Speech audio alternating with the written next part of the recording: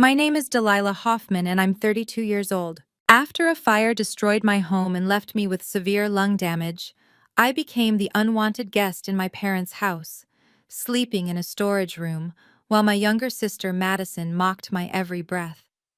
When my father snapped and gave me 72 hours to find work or get out on the street, I was desperate enough to accept any job. That's how I became the caregiver for Marcus Sterling, a paralyzed billionaire who everyone said had lost his mind after his helicopter crash. But on my very first night in his penthouse, I froze when he handed me documents that had nothing to do with caregiving, strategic plans worth hundreds of millions of dollars. "Tell me what you think," he said. And I realized this was no ordinary job. 6 months later, my greedy sister who'd humiliated me for being just a servant came crawling back. But by then, the tables had turned in ways she never saw coming. Before I reveal what happened at that shocking charity gala, please take a moment to like and subscribe, but only if you truly enjoy this kind of story. I'd love to know where you're watching from and what time it is right now in your corner of the world. This is the story of how the worst night of my life became my greatest opportunity. 6 months before that gala, my life was completely different.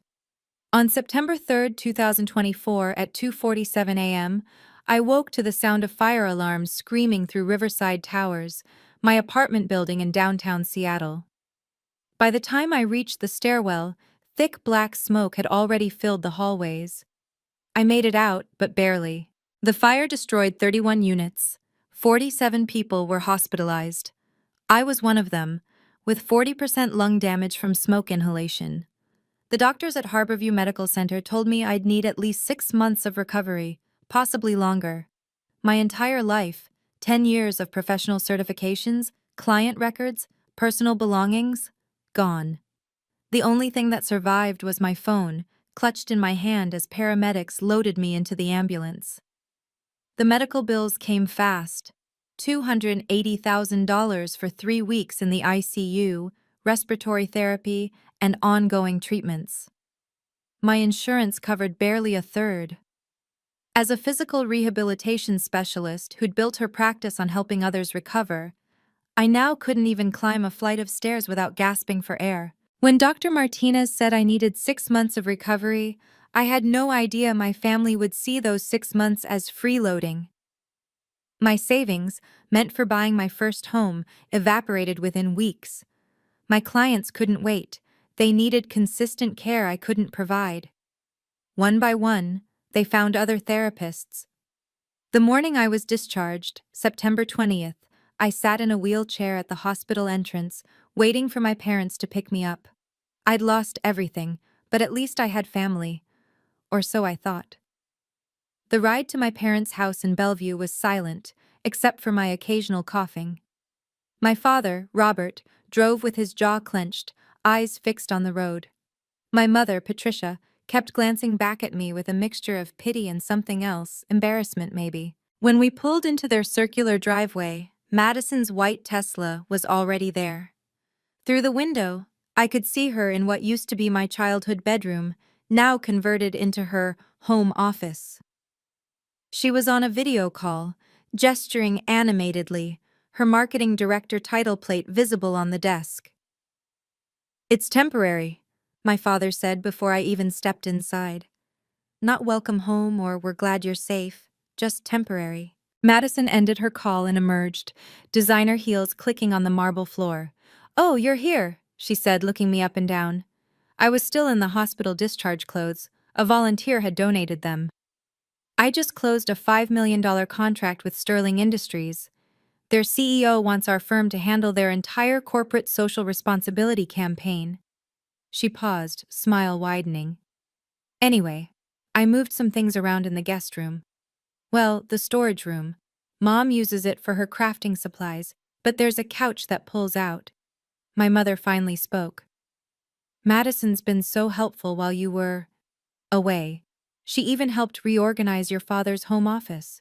Madison laughed, a tinkling sound that made my chest tighten, and not from the lung damage. "Well, someone has to keep things running smoothly. Right, Delilah? Though I guess you're back to square one again, At least there's always the guest room. The subtext was clear. Madison belonged here. I was the visitor. That first dinner back home told me everything about where I stood. Madison dominated the conversation, describing her latest wins while my parents hung on every word. The board is considering promoting me to senior director, she announced, cutting into her salmon. I'd be the youngest in the company's history. Isn't that right, Dad? My father beamed. 29 years old and already managing 50 million in accounts. When I was CEO at First National, we didn't see talent like that until people hit 40. I pushed food around my plate, each breath still an effort. 10 years I'd spent building my physical therapy practice, helping stroke victims walk again, teaching accident survivors to reclaim their lives. But to them, I was just someone who took care of old people. Delilah, you should really consider Madison's field, my mother said quietly. Marketing is so much more substantial. Maybe when you're feeling better, Madison could help you put together a resume? Madison's phone buzzed. Oh, another LinkedIn notification. I swear, ever since that Forbes 30 under 30 mention, recruiters won't leave me alone. She glanced at me. You still have LinkedIn, right? Or did that get lost in the fire too? I excused myself, claiming fatigue. As I walked to the storage room, my room, I heard my father say, if only Delilah had half of Madison's drive. My mother's response was worse because it was whispered, but I still heard it. Maybe this will finally push her to achieve something real. But that wasn't even the worst part of coming home. The worst was yet to come. 5 days after I'd moved back, my father summoned me to his home office. It was Wednesday, September 25th, 9:00 a.m. sharp. He still ran his retirement like a business. Madison stood beside his desk, her expression unreadable. Sit, he commanded, gesturing to the chair across from him. The same chair where he'd lectured me about my poor life choices when I chose physical therapy over business school. Delilah, you've been here 5 days, he began, fingers steepled. Patricia and I have discussed your situation. My situation. Like I was a problem to be solved, not his daughter recovering from trauma. You have 2 options, he continued. Find employment within 72 hours, or find somewhere else to live. The words hit harder than the smoke that had damaged my lungs. Dad, I can barely walk upstairs. My doctor said. Doctors say a lot of things. Madison had appendicitis last year and was back at work in a week. Madison nodded sagely. It's about mindset, really. I've been telling Dad that tough love might be what you need. Comfort enables weakness. I have lung damage, I said, voice cracking. 40% capacity. This isn't about mindset. Excuses, my father interrupted. You've been making them your whole life. Failed engagement, failed business expansion, and now this. Madison suggested, and I agree, that enabling you further would be cruel. Madison's suggestion. Of course. My father looked at his watch, a Rolex Madison had gifted him. It's 9:00 a.m. Wednesday. You have until 9:00 a.m. Saturday. 72 hours. But where would I even? That's not my concern. Madison found her first job in 3 days fresh out of college. Surely with your experience, you can manage something. Madison's phone buzzed. She glanced at it and smiled. Oh, another headhunter. They're offering 300K base.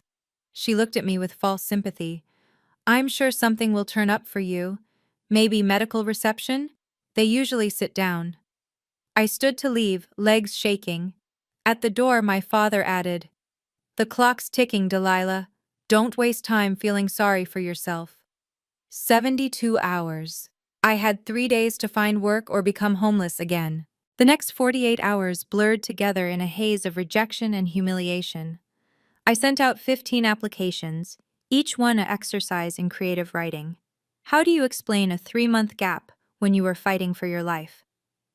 We're looking for someone more current, one hiring manager said over the phone, barely 3 minutes into our call. Your recent experience seems limited, another emailed back within an hour. The placement agency was even more direct. Without recent references and with your health situation, we can't in good conscience recommend you to clients.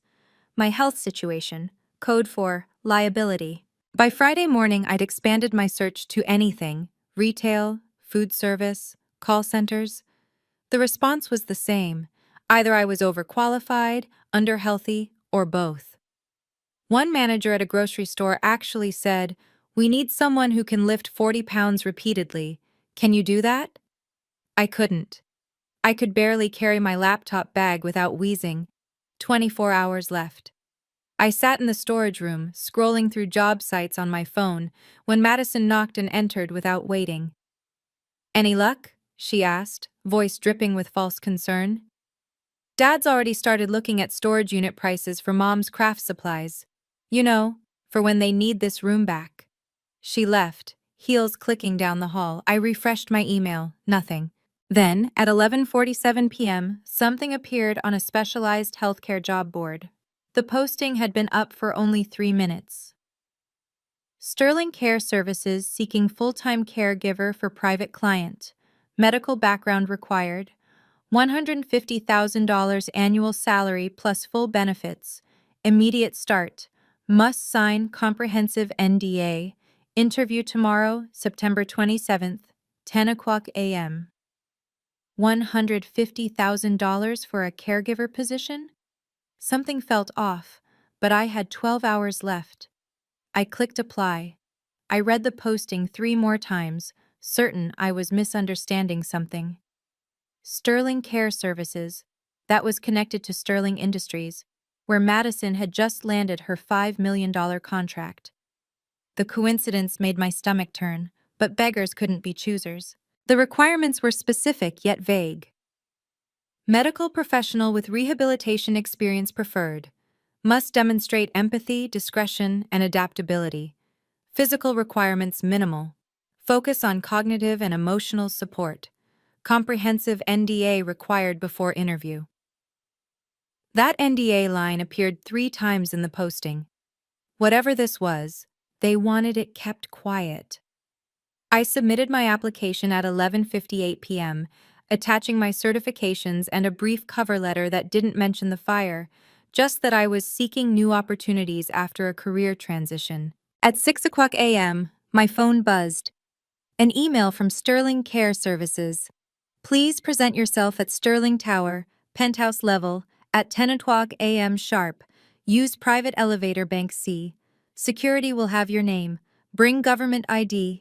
NDA will be provided upon arrival. Penthouse level? For a caregiver interview? I dressed in my only surviving professional outfit, a black pantsuit I'd left at my parents' house years ago. It hung loose on my frame. I'd lost 20 pounds in the hospital. At breakfast, Madison was already there, yoga perfect in designer athletic wear. "Up early for someone unemployed," she observed. "Or wait, did you find something? Maybe Dad will give you an extension if you're trying." "I have an interview," I said carefully. She laughed. "Where? The senior center? They're probably desperate enough to overlook your situation." I left without responding. As I drove toward downtown Seattle in my mother's borrowed car, one thought kept circling. $150,000 for a caregiver was unheard of.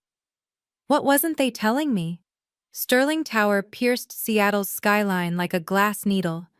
At the security desk, a guard checked my ID against his list, then handed me a visitor badge that read, "Executive Access," instead of the usual visitor. "Private elevator bank C, straight to PH," he said. "Mr. Sterling is expecting you." Mr. Sterling himself? Not HR? The elevator rose for what felt like forever. When the doors opened, I stepped into a penthouse that redefined luxury. 5,000 square feet of glass and steel, with panoramic views of Elliott Bay and Mount Rainier. But what struck me most was the medical equipment, seamlessly integrated into the space. Parallel bars along one wall, a state-of-the-art wheelchair, monitors displaying vital signs. "Ms. Hoffman?" The voice came from the main living area. Marcus Sterling sat in a custom wheelchair, impeccably dressed despite being paralyzed from the waist down. His eyes were sharp, calculating, nothing like the broken billionaire the tabloids had described after his helicopter crash 6 months ago. "You're wondering why a caregiver position pays $150,000, he said without preamble. Sit, let's see if you're worth it. For the next hour, he grilled me. Not about my resume, but about scenarios. A patient refuses medication that would help them because they're too proud. How do you handle it? You discover your employer is making financial decisions while heavily medicated. What's your responsibility? Someone you're caring for asks you to lie to their family. Do you? I answered honestly, drawing from 10 years of experience. When he asked about my employment gap, I told the truth about the fire, the lung damage, everything. He wheeled closer. Your sister Madison works with my company. My heart sank. Of course he knew. Of course She's talented, he continued, studying my reaction. Very concerned about image, status, perception. Spent 20 minutes at our last meeting explaining why her family's connections made her ideal for the Sterling account. He paused. She mentioned a sister who was between opportunities. Her words, not mine. The humiliation burned, but I kept my face neutral. I don't need someone perfect, Ms. Hoffman. I need someone who understands what it's like to lose everything and still show up. Can you start Monday? Yes, I said without hesitation. Good. There's more to discuss, but first, he handed me a folder. The NDA. What you'll learn here goes far beyond typical caregiving. My first day, October 1st, started normally enough. I arrived at 8 o'clock a.m., helped Marcus with his morning routine, managed his medications. But by noon, things shifted in ways I hadn't expected. I need you to review these, Marcus said, gesturing to a stack of documents on his desk. They weren't medical records. They were strategic plans for Sterling Care Foundation, his charitable organization. Mr. Sterling, I'm not sure Just tell me what you think. Pretend you're a patient. What would you want from a foundation claiming to help people?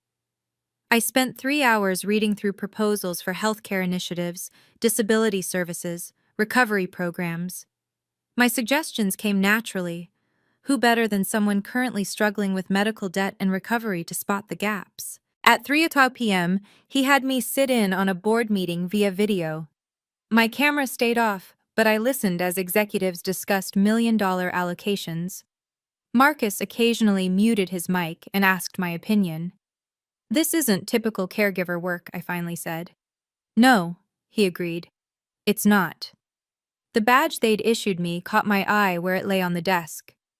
Under the standard text, barely visible, was a code. SF CEO pending. I didn't ask what it meant. That evening, as I helped Marcus prepare for dinner, he said something that stayed with me.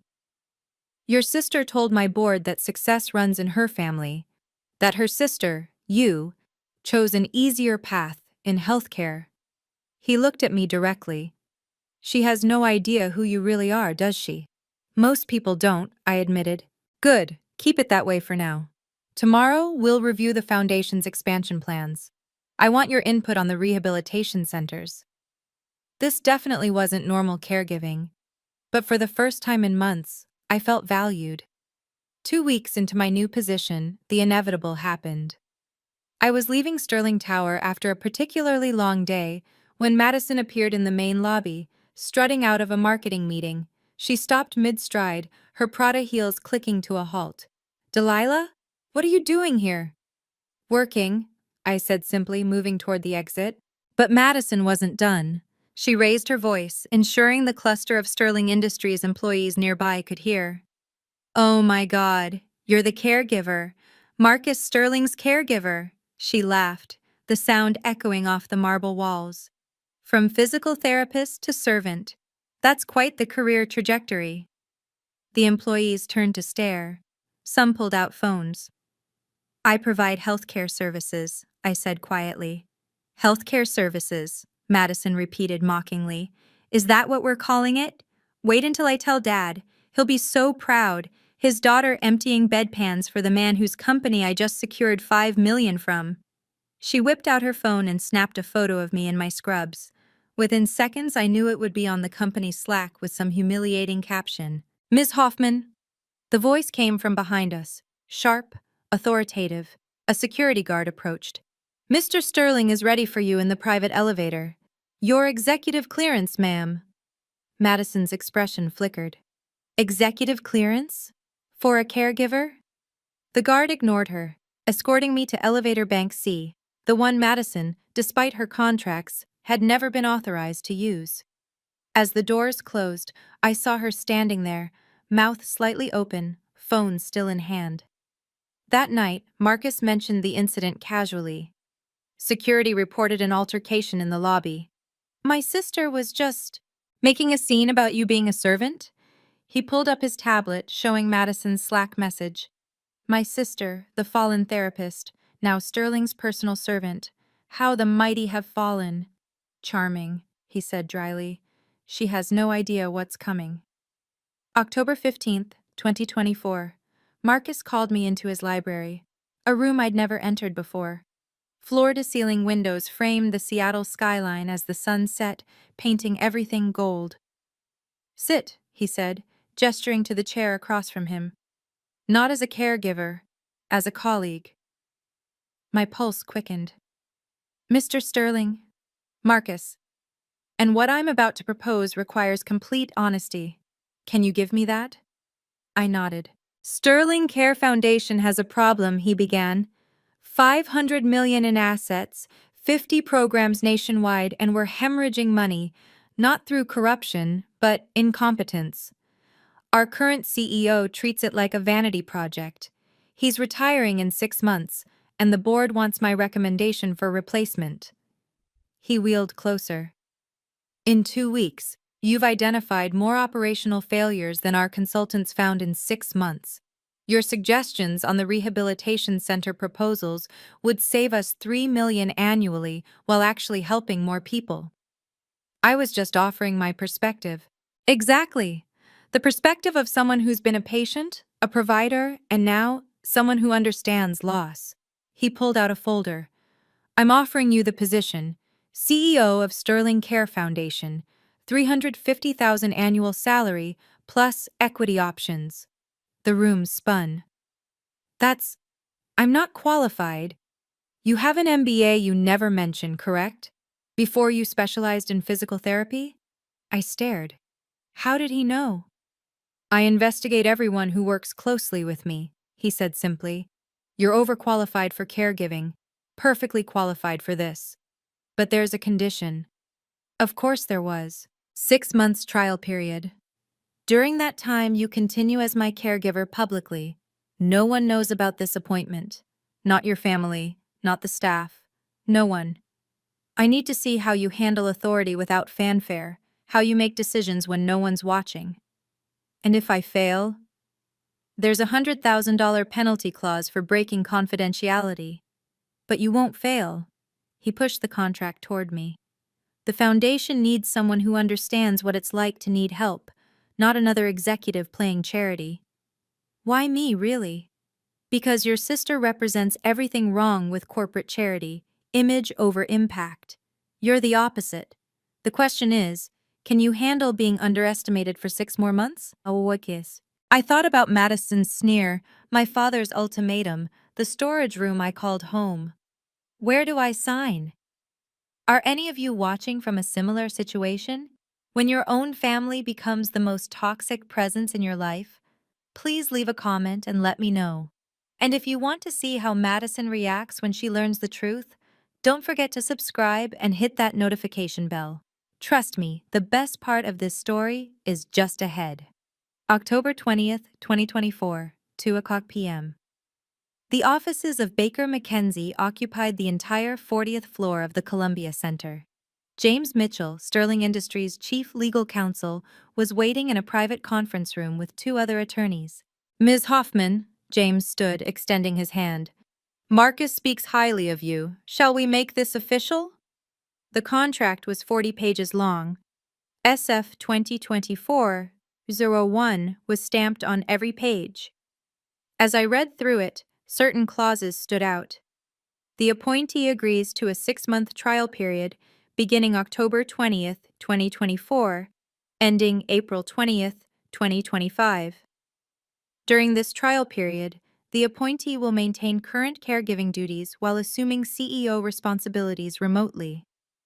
Breach of confidentiality before April 20th, 2025 will result in immediate termination and a penalty of $100,000. Upon successful completion of the trial period, public announcement will be made at the board's discretion. James explained each section meticulously. Your Platinum Executive Badge will remain inactive until April. You'll have full system access, but all your decisions will appear to come from Marcus's office. It's unusual, but Marcus has his reasons. He wants to see if I can handle the pressure without the glory, I said. Precisely. He also wants to see how others react when the truth comes out. There are certain board members who've been pushing their own candidates. Marcus believes a reveal after proven success will be irrefutable. I signed. The notary stamped. James handed me a secure laptop and new phone. Congratulations, CEO Hoffman, he said quietly. Your board orientation packet will be encrypted and sent tonight. Oh, and Marcus wanted me to tell you, the Foundation's annual gala is December 15th. He suggests you continue attending as his caregiver. It will make the eventual announcement more impactful. As I left, James's assistant handed me an envelope. Inside was an email from the board, dated that day. The Sterling Care Foundation Board of Directors unanimously approves the appointment of Delilah Hoffman as CEO-elect, trial period commencing October 20th, 2024. 6 months of secrets. But finally, I had power, even if no one knew it yet. The next 6 weeks were exhausting in ways the fire recovery never was. My days split into 2 completely different lives, and keeping them separate was slowly killing me. 5:30 a.m. Wake up in the storage room, review foundation reports on my secure laptop. 8 o'clock a.m.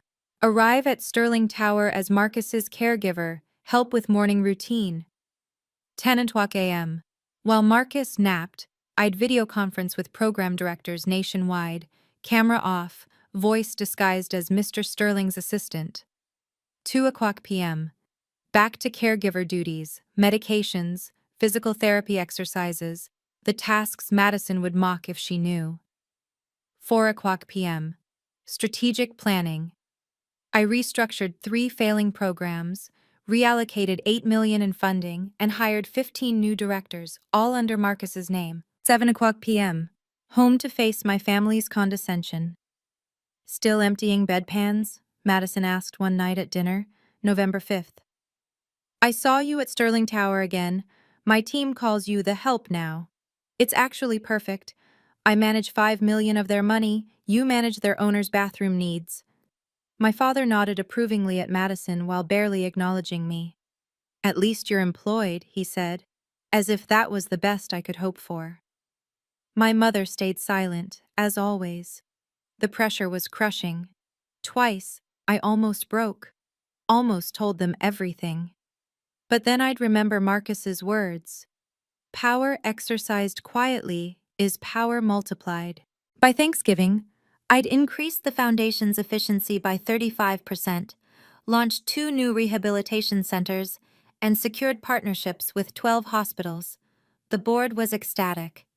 Whoever's making these decisions deserves a Nobel Prize, one member wrote in an email I wasn't supposed to see. Meanwhile, Madison posted Instagram photos from Sterling Industries events, #corporate_climber, while I went home to my pull-out couch reviewing contracts worth hundreds of millions. Everything would culminate on December 15th. I just had to survive until then. December 1st, 2024. Madison burst into the house like she'd won the lottery, waving an ivory envelope embossed with gold. Guess who just got invited to sit at the VIP table at the Sterling Foundation Gala? She didn't wait for an answer. Me! Marcus Sterling personally approved the seating. I'll be with the board members, the mayor, everyone who matters. She turned to me with false sympathy. Oh, you'll be there too, won't you? In your professional capacity? Marcus mentioned his caregiver would be attending. Someone needs to make sure he has water or whatever. My father actually smiled. The first genuine smile I'd seen from him in months. This is excellent, Madison. Prime networking opportunity. These are the connections that matter. 500 guests, Madison continued, scrolling through her phone. Media coverage, live streaming for charity donors worldwide. I'm wearing custom Versace. What about you, Delilah? Scrubs? I'll manage, I said quietly. There's actually a dress code, Madison said, pretending to be helpful. Black tie for guests, though I'm sure they make exceptions for staff. That evening, Marcus confirmed what I already knew. The gala is where we announce, he said simply. The board agreed. Maximum impact, especially with media present. Your sister requested to give a speech about corporate partnership. I approved it. Why? Because she'll establish herself as the face of Sterling collaboration right before we reveal who really runs the foundation. The contrast will be educational. He handed me an envelope. Your dress for the evening, Armani, if you're wondering. You'll enter as my caregiver, but you'll leave as CEO. December 15th. 2 weeks away. Madison would stand in front of Seattle's elite, claiming her throne, never knowing it was built on sand. And I'd be there, invisible, until the moment I wasn't. She has no idea what's coming, does she? I asked. No, Marcus smiled. That's what makes it perfect. December 15th, 2024, 7:00 p.m. The Four Seasons Ballroom glittered with Seattle's elite. 500 guests in designer gowns and tuxedos, champagne flowing, cameras flashing. The Sterling Foundation Gala was the charity event of the year, live-streamed to donors worldwide. I entered through the service entrance with Marcus, wearing the Armani dress he'd provided, elegant but understated, appropriate for a caregiver trying not to outshine the guests. Madison hadn't seen me yet. She was holding court at the VIP table, her Versace dress catching the light, surrounded by 8 executives hanging on her every word. For an hour, I stayed with Marcus, ensuring his needs were met, playing my role perfectly. Then it happened. Madison's voice cut through the classical music, amplified by her proximity to the DJ's microphone she'd commandeered. Ladies and gentlemen, I want you all to meet someone very special. The room quieted. She pointed directly at me. That's my sister Delilah, over there with Mr. Sterling. She's his caregiver. You know, feeding him, cleaning up after him, all those little tasks. Delilah, sweetheart, come here. 500 faces turned to stare. Phones appeared, recording. I walked over, maintaining composure despite the burning humiliation. Everyone, Delilah used to be a physical therapist, but after some unfortunate circumstances, she's now in a more suitable position. Service-oriented, you might say. Madison's laugh tinkled through the space. Actually, Delilah, we need more champagne at the VIP table. Would you mind serving us? You're so good at serving. The executives at her table shifted uncomfortably, but Madison pressed on, drunk on power and actual champagne. Come on, don't be shy. You serve Mr. Sterling all day. Surely you can manage a few drinks for us. I picked up the champagne bottle. As I poured, Madison accidentally knocked my arm, sending champagne cascading down my dress. Oops, she giggled. But you're used to messes, aren't you? That's basically your job now, cleaning up after your betters. The crowd was silent, horrified, but unable to look away. Someone whispered, "This is cruel." But Madison was beyond stopping, her need to humiliate me completely overtaking sense. That's when Marcus's wheelchair appeared beside us. "Ms. Madison," he said, his voice carrying across the ballroom. "Please remain exactly where you are. I have an announcement." Marcus wheeled himself to the front of the ballroom, where a small stage had been set up for speeches. Without asking, the AV team immediately set up a microphone for him. When Marcus Sterling wanted to speak, people listened. "Ladies and gentlemen," he began, his voice steady and commanding. "I hadn't planned to make this announcement until later this evening, but circumstances have accelerated my timeline.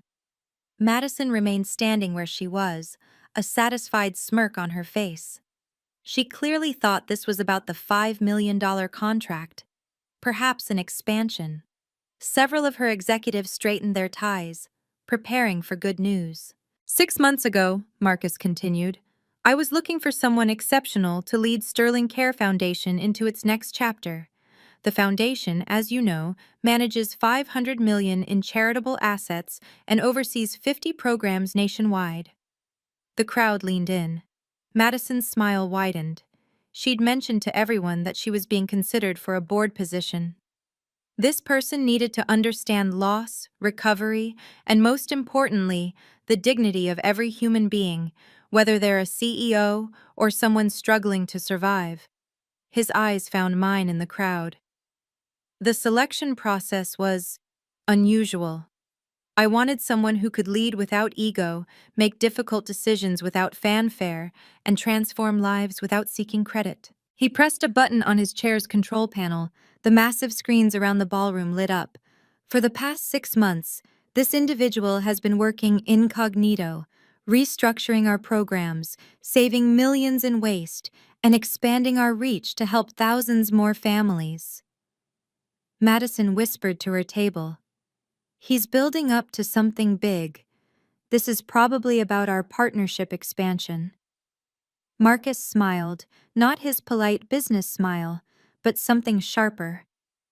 During this trial period, they increased our efficiency by 35%, launched 2 new rehabilitation centers, and secured partnerships with 12 major hospitals, all while maintaining another role entirely. The screens began displaying documents, financial reports, program improvements, all dated from the past 6 months. Ms. Madison Hoffman, Marcus said suddenly, causing her to stand straighter, her hand moving to her hair. Please remain standing. This announcement directly concerns you. She beamed, certain her moment had arrived. The executives at her table began to applaud preemptively. You see, Marcus said, his voice carrying to every corner of the room, you just publicly humiliated my new CEO. The ballroom fell silent. The silence stretched for 3 heartbeats. Then Marcus spoke again, each word crystal clear through the sound system. Ladies and gentlemen, I present to you the new Chief Executive Officer of Sterling Care Foundation, Delilah Hoffman. The screens blazed to life with my contract. SF 2024-001, dated October 20th, 2024. My credentials rolled past. MBA from Wharton, I'd never mentioned to my family, 10 years of healthcare management experience, the rehabilitation centers I'd run before the fire. Then came 6 months of achievements, each meticulously documented with my digital signature. Madison's face drained of color so fast I thought she might faint. Her mouth opened, closed, opened again, like a fish gasping for air.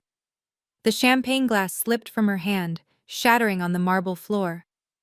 This can't, she started. James Mitchell, Sterling Industries' chief legal counsel, stood from his table.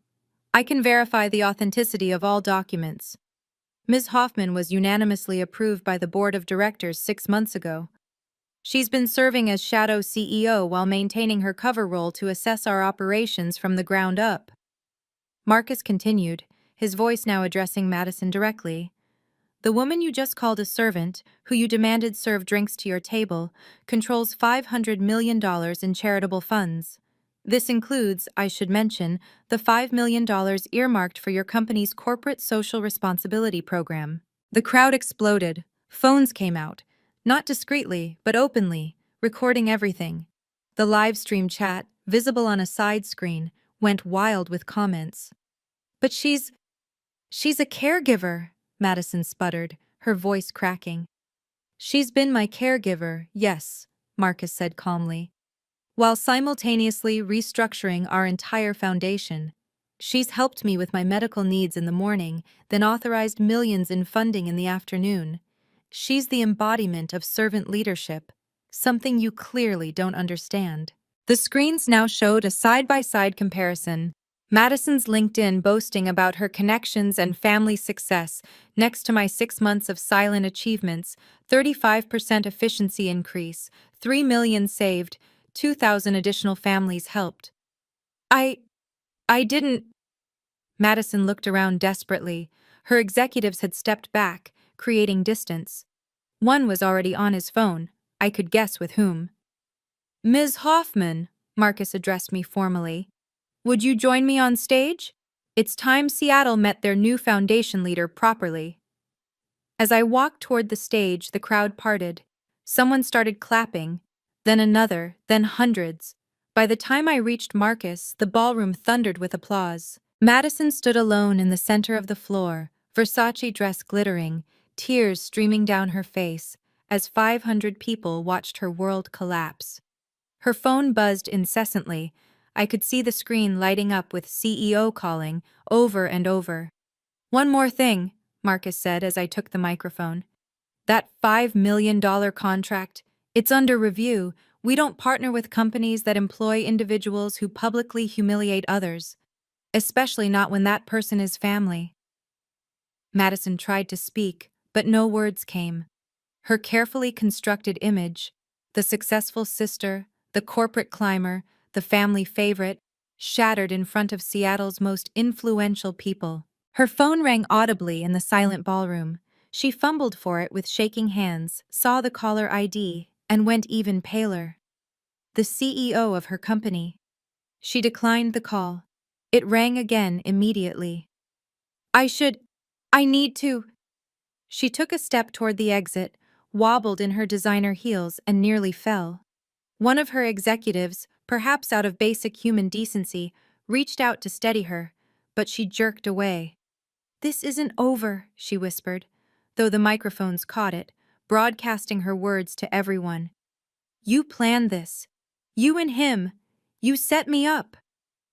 No, I said quietly into my microphone. You set yourself up the moment you decided to humiliate someone you thought was beneath you. I just happened to be above you all along. Security approached. Standard protocol for disruptions at Sterling events. Madison saw them coming and fled, her heels clicking frantically against the marble as 500 people watched her run. The last thing we heard was her phone ringing again, echoing through the corridor as the ballroom doors closed behind her. The rest of the gala passed in a blur of congratulations and business cards. By 9:00 p.m., the video of Madison's humiliation and my reveal had been viewed 2 million times. By midnight, it hit 3 million, with the hashtag #ServantCEO trending nationally. My phone, silent for months except for family criticism, exploded with notifications. 53 LinkedIn connection requests from Fortune 500 executives, interview requests from Forbes, Wall Street Journal, and Bloomberg. A text from my old physical therapy mentor. I always knew you were destined for more. Marcus and I stayed until the last guest left, maintaining professional composure, but in the car afterward he said, check your company email. I opened the Sterling Foundation account. The PR director had sent a summary. Ma'am, we've received 500+ donation pledges totaling $2.3 million since your announcement. Our website traffic is up 5,000%. Also, Madison Hoffman's company has officially withdrawn from consideration for the CSR contract, citing strategic realignment. Translation: Madison had been fired, and they were distancing themselves from the scandal. My personal phone buzzed. A text from an unknown number, a screenshot from Madison's company Slack. Someone had leaked it. Effective immediately, Madison Hoffman's employment has been terminated for conduct detrimental to our corporate values and reputation. Then came the calls from my parents. 17 missed calls from my father, 23 from my mother. I didn't answer. Instead, I checked LinkedIn. My follower count had gone from 500 to 50,000 in 3 hours. Madison's profile, which had boasted senior director at Tech Corp, now read seeking new opportunities. James Mitchell texted me. Legal suggests you document everything from tonight. Your sister may attempt retaliation. But I wasn't worried about Madison anymore. For the first time in my life, I had the power, the position, and most importantly, the proof that I was never the failure my family painted me to be. Tomorrow, I'd deal with my parents. Tonight, I was CEO Delilah Hoffman, and that was enough. December 16th, 10 o'clock a.m. My parents called again. This time, I answered. "How could you do this to your sister?" My father's voice boomed through the phone. No congratulations, no acknowledgement of my achievement, just accusation. How could I do what, exactly? I kept my voice level, professional. Humiliate her like that. You knew she was at that gala. You planned this vindictive— I accepted a CEO position 6 months ago, I interrupted. Madison chose to humiliate someone she thought was beneath her. The fact that I wasn't is her miscalculation, not my vendetta. My mother's voice came through. They'd put me on speaker. But Delilah, she's your sister. You should have warned her. She lost everything. When Dad gave me 72 hours to find a job or become homeless, did Madison warn me? When she took photos of me in scrubs and posted them to mock me, did she consider I was her sister? Silence. "You've destroyed her career," my father said, his CEO voice trying to establish dominance. "No," I replied calmly. "She destroyed her career by publicly humiliating someone at a professional event. That it was her sister who happened to be the incoming CEO just made it worse. Any competent board would have fired her. You could fix this. Talk to Marcus Sterling. I run a $500 million foundation. I don't use my position for nepotism." That's the kind of thinking that created this situation. "So you're abandoning your family?" My mother's voice cracked. "I'm establishing boundaries. You abandoned me when I was at my lowest. You gave me 72 hours when I could barely breathe. Now you want favors because I have power? That's not how this works." "Don't be dramatic, Dad. You have 72 hours to think about how you treated me when I was vulnerable. The same 72 hours you gave me. After that, we can discuss whether we have a relationship going forward." I heard my mother gasp. "Delilah!" 72 hours, starting now. 10:14 a.m. December 16th. I hung up. My phone immediately rang again. I declined and blocked both numbers temporarily. If they wanted to reach me, they could email, like professionals, like the strangers they'd treated me as. Marcus had taught me something valuable. Power exercised quietly is power multiplied. But boundaries? Those needed to be loud and clear. Wow, Madison finally got what she deserved, right? But the story isn't over. How will my family react to these boundaries? And what did I learn from all of this? If you've ever had to stand up to toxic family members, hit that like button. Your support means everything. Let's see what happens next. Over the next week, Madison's fall from grace was swift and complete. The video of her humiliating me had gone viral, not just in Seattle, but nationally. Entitled "Sister Humiliates Caregiver, Discovers She's the CEO," became a cautionary tale shared in business schools and HR departments. December 20th, a former colleague from Madison's company reached out to me. "Thought you should know," she wrote. "Madison was more than fired. She's been industry blacklisted. 3 companies have already rejected her applications, citing reputational risk. Her LinkedIn shows 500 connections. Yesterday, it was 3,000. The concrete losses were staggering. Her $250,000 salary, gone. The luxury apartment in South Lake Union that my parents co-signed for? The landlord invoked a moral turpitude clause after the viral video. Her Tesla? Leased through her company, repossessed within 48 hours. But the social losses were worse.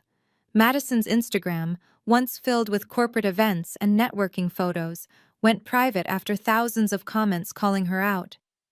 The Forbes 30 Under 30 mentioned she loved to reference. They published an article titled, "When Nepotism Culture Backfires, Lessons from the Sterling Gala Incident." My mother called from a different number, bypassing my block. "Madison's moved back home," she said quietly, "into the storage room. She cries every night."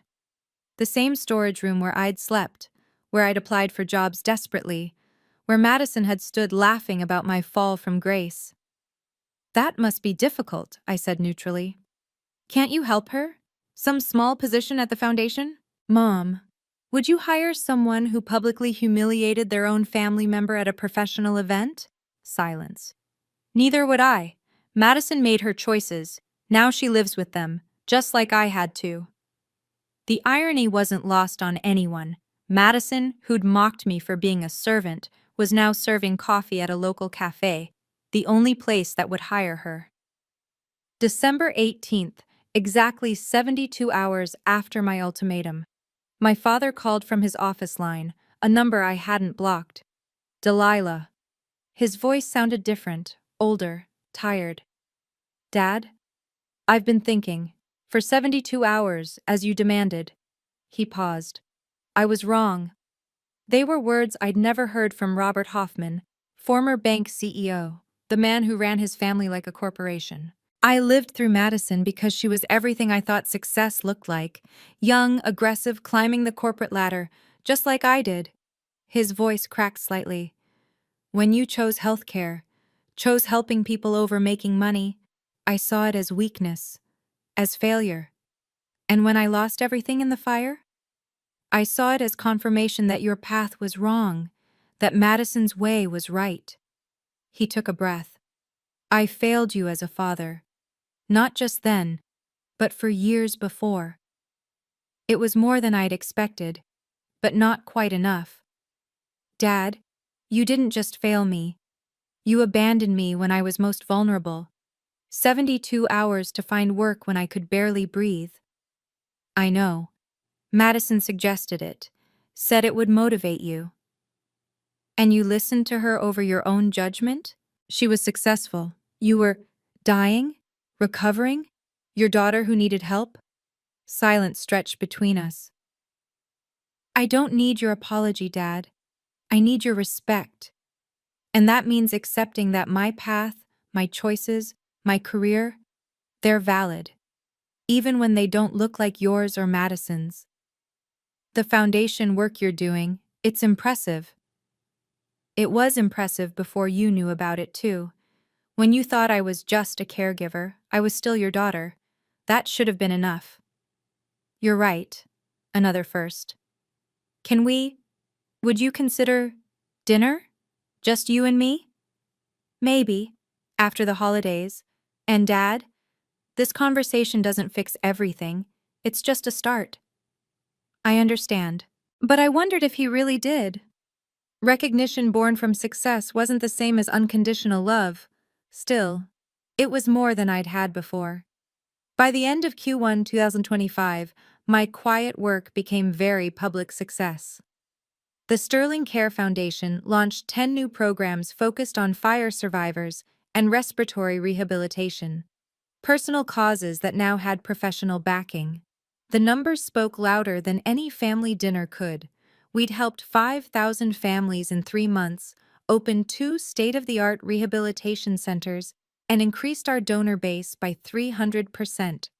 When hiring, I specifically sought out people who'd been overlooked, those with employment gaps due to illness, caregiving responsibilities, or life catastrophes.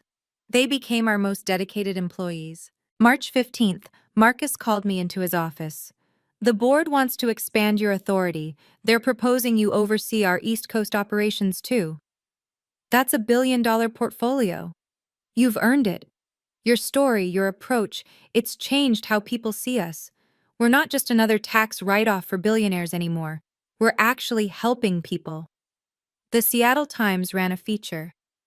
From Ashes to Authority, How Delilah Hoffman Transformed Sterling Care Foundation. They interviewed families we'd helped, employees I'd hired, partner hospitals. Not one mention of Madison. My personal success was equally measurable. $350,000 salary, equity options worth potentially millions, a corner office with the same view Marcus had.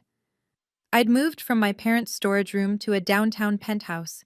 My lung function had improved to 90% with proper treatment I could now afford. But the real success? Every week I received messages from people who'd seen my story. Healthcare workers who'd been injured and written off. Caregivers who'd been mocked for their menial work. People whose families had failed them, but who'd found their own way forward. You showed us that serving others isn't weakness, one wrote. It's the ultimate strength. Marcus was right. Power exercised quietly multiplies. But sometimes that power needs to be revealed to inspire others to find their own. April 2nd, 2025. My assistant knocked on my office door. Ms. Hoffman, HR flagged an application they think you should see.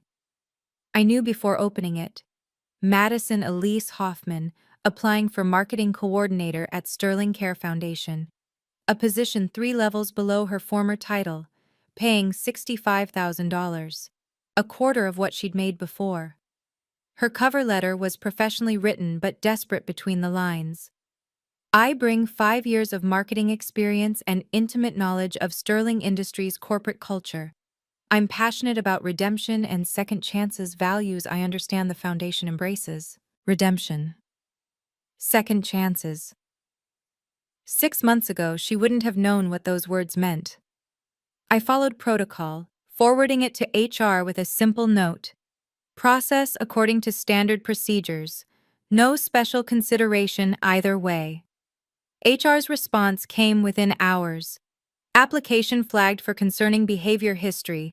Video evidence shows inability to maintain professional conduct at foundation events. Public disparagement of foundation leadership. Recommendation: do not proceed to interview. They'd reached this conclusion without knowing Madison was my sister. Her viral humiliation had made her unemployable anywhere that valued professionalism. My assistant asked, "Should I send the standard rejection?" "Yes, no modifications." No, Madison would receive the same form letter thousands of applicants got. "Thank you for your interest in Sterling Care Foundation. After careful consideration, we've decided to pursue other candidates whose qualifications better match our current needs." That evening, she texted me for the first time since the gala. "You could have helped me. This was my last chance."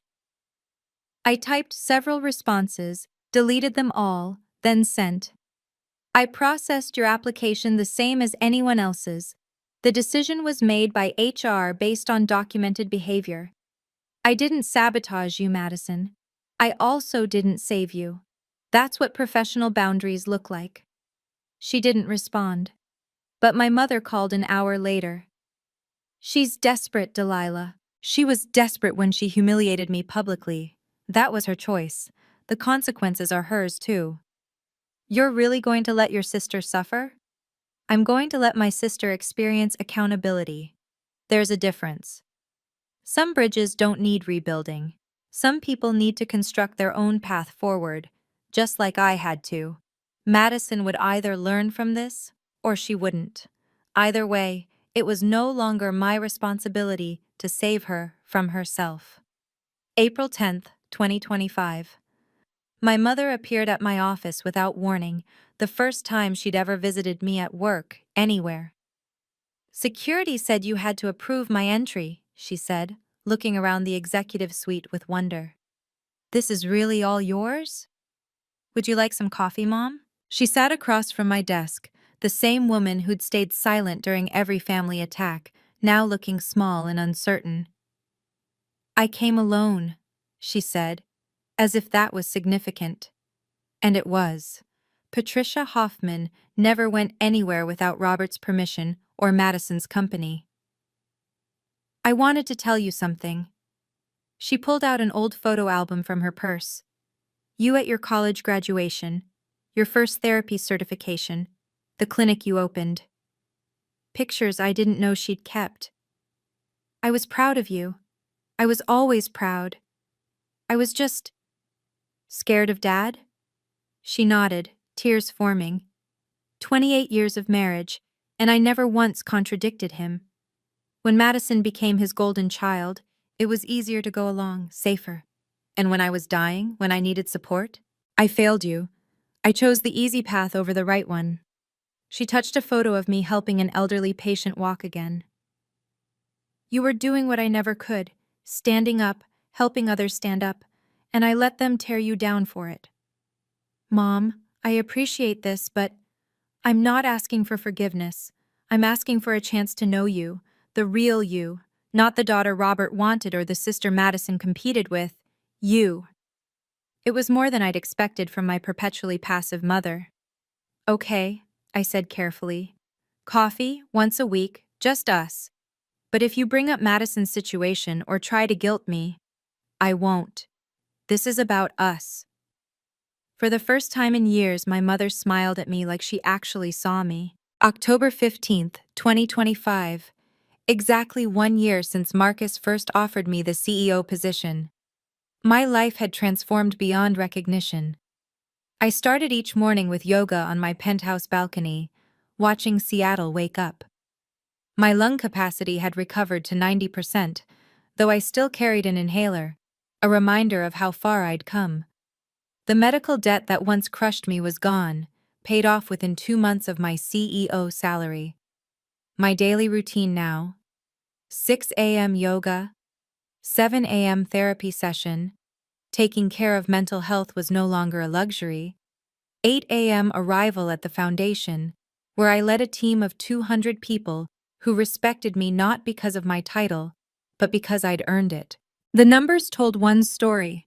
Our foundation now managed $800 million in assets, helped 50,000 families annually, and had become the leading charitable organization in the Pacific Northwest.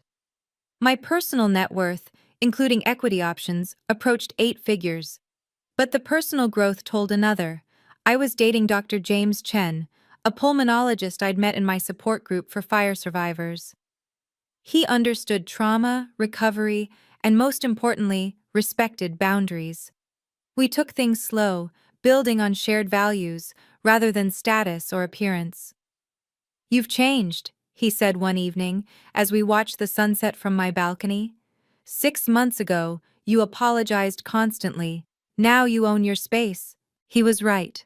I no longer said sorry for existing, for taking up room, for having needs. The woman who'd once slept in a storage room, desperate for approval, had evolved into someone who approved of herself. My phone buzzed. A text from Marcus. "Board meeting tomorrow. They're discussing promoting you to president of all Sterling charitable divisions. Ready?" I smiled, typing back. Born ready, just took me a while to realize it. From homeless to 8 figures. From servant to CEO. From desperate to decisive. The fire had destroyed my old life, but from those ashes, I'd built something far better. November 1st, 2025. A handwritten envelope arrived at my office. No return address, but I recognized Madison's handwriting.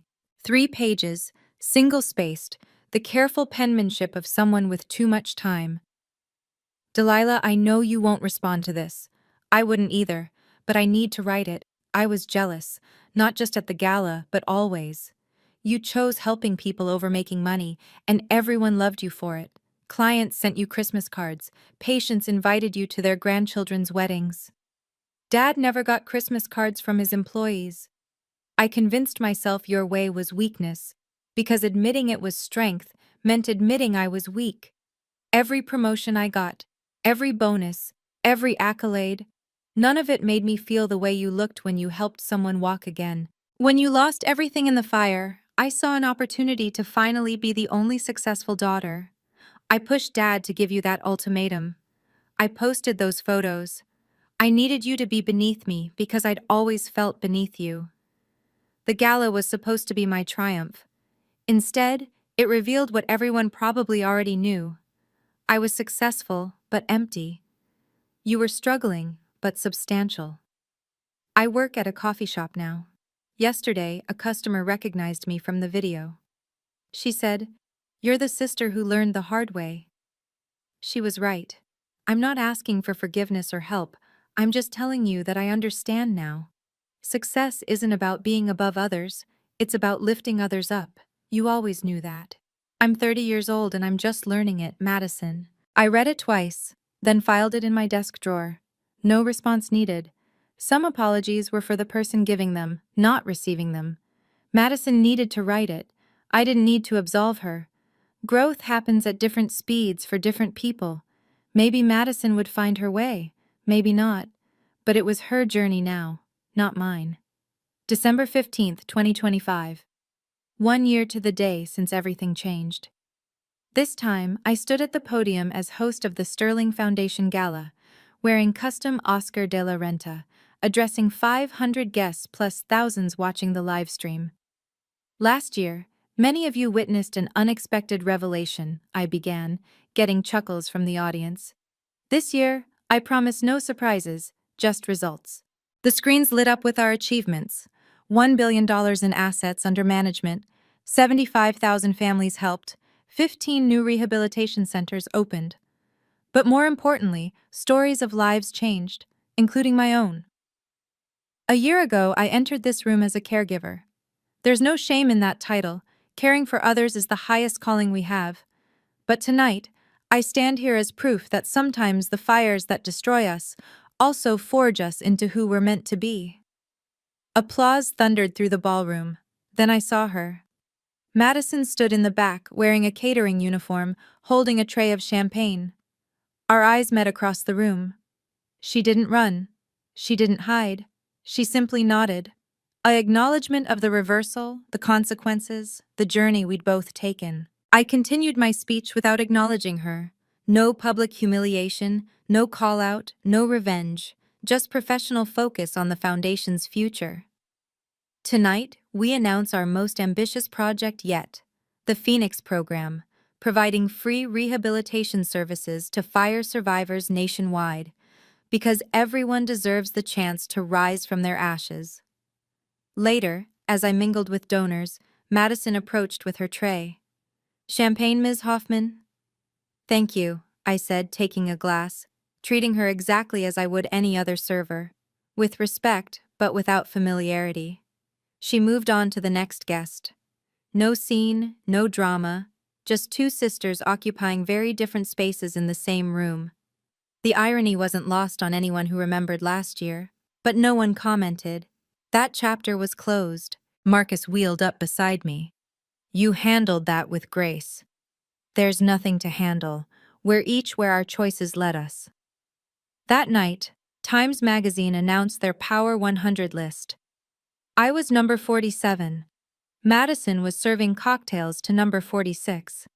Life has a strange sense of symmetry sometimes. November 28th, 2025. For the first time in 2 decades, I hosted Thanksgiving. My penthouse dining room overlooked Elliott Bay, the table set for 5, my parents, myself, James, and his mother. Madison had prior commitments, though we all knew she was working a double shift at the coffee shop. My father arrived bearing wine, a gesture, not a power move. "Your place is beautiful," he said, genuine admiration replacing his usual criticism. My mother had made her famous sweet potatoes, the recipe she'd never let me help with before. "I thought you should have this," she said, handing me the handwritten card. A passing of the torch. The conversation stayed neutral: the weather, the Seahawks, James's research on respiratory therapy. No mentions of Madison, no comparisons, no remember whens that might sting. It was careful but comfortable, like a new friendship built on old foundations. "I read about the Phoenix Program," my father said over dessert. "It's brilliant, using trauma as a catalyst for systemic change." "That's Delilah's philosophy," James added, squeezing my hand. "Transform wounds into wisdom." My mother smiled, really smiled at me. "You did what I never could. You rebuilt yourself without anyone's permission." After dinner, as my parents prepared to leave, my father pulled me aside. "Madison asked me to give you this." He handed me a small, wrapped box. She said to open it alone. Inside was a silver compass, engraved, "You always knew the way, I just couldn't see it. M." I put it on my desk next to the photo from the gala, not the one of Madison's humiliation, but one of me at the podium, finally standing in my truth. Some families break and rebuild stronger. Others break and rebuild differently. We were the latter, And that was okay. Perfect families don't exist, but healthy boundaries do. 1 year later, I understood something fundamental. Success doesn't fix family dysfunction, it just clarifies it. The fire that destroyed my apartment had actually illuminated everything. Who showed up, who kicked you when you were down, who you really were when everything else burned away. Madison and I would never be close. She'd learned her lesson about public cruelty, but that didn't erase the years of private cruelty. Forgiveness didn't require reconciliation. My parents and I had found a new rhythm: monthly dinners, holiday visits, careful conversations that respected boundaries. They'd learned to see me not as Madison's failed sister, but as Delilah, complete and whole. The Sterling Foundation had become my true family, 200 people working to lift others up. Marcus remained my mentor, teaching me that quiet power creates loud change. But the greatest boundary I'd set was with myself. No more apologizing for existing, no more shrinking to make others comfortable, no more accepting less than I deserved. The fire had taken my home, my belongings, my old life, but it had also burned away everything false: the people-pleasing, the self-doubt, the need for family approval. From those ashes, I hadn't just rebuilt, I'd been reborn. Thank you for staying with my story until the end. If it resonated with you, please subscribe and share it with someone who needs to hear that their worth isn't determined by family opinion. Comment below with your own boundary-setting victories. I read every single one. And remember, sometimes the best revenge isn't revenge at all. It's success paired with healthy boundaries. Until next time, this is Delilah reminding you that you're enough exactly as you are.